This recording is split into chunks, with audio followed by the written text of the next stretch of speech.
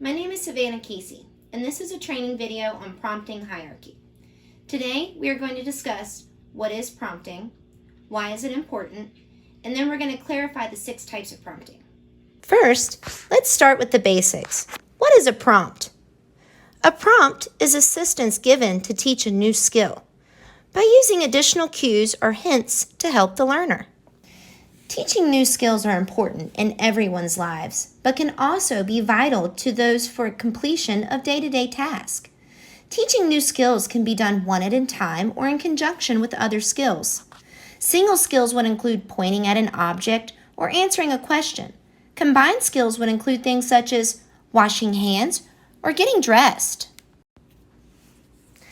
There are 6 main types of prompts. These prompts are meant to elicit the correct completion of a task. Full physical is when hand-over-hand action is used to help guide the learner to the correct response. This can be guiding the student's hand while they are holding onto a pencil and directing them towards writing on the paper. Partial physical is when the learner's body is directed to the correct response. This can be placing a hand on the student's back to help direct them down a hallway. Modeling is when the task being required is demonstrated for the learner. This can be where a child is shown how to push in a chair and line up quietly. Gestural occurs when the adult points to make a movement in the direction of the item or the task. This could include pointing at the student's pencil to signal it's time to begin our work. Verbal is a step-by-step dictation of directions, telling the learner how to complete the task. This could include telling a student to get started on their work.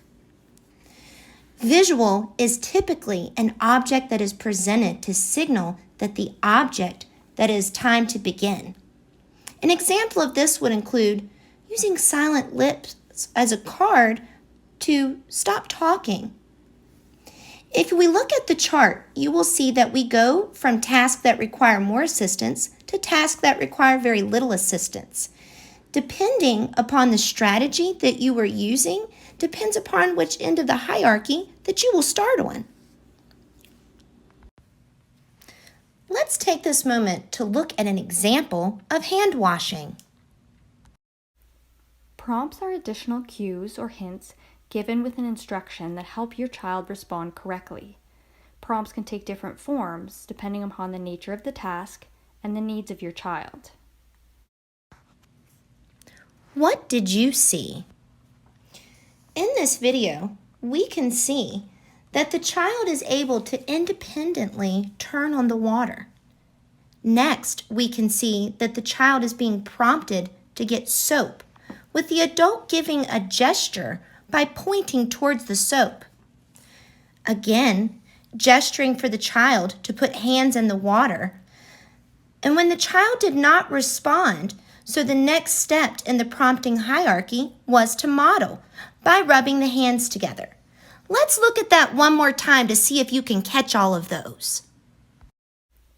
Prompts are additional cues or hints given with an instruction that help your child respond correctly.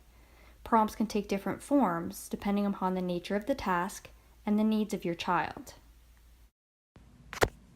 Did you notice in the video the gesturing that was occurring with the pointing of directions, or the hierarchy of prompting that occurred when the child did not follow the directive giving, and then the modeling that was given thereafter?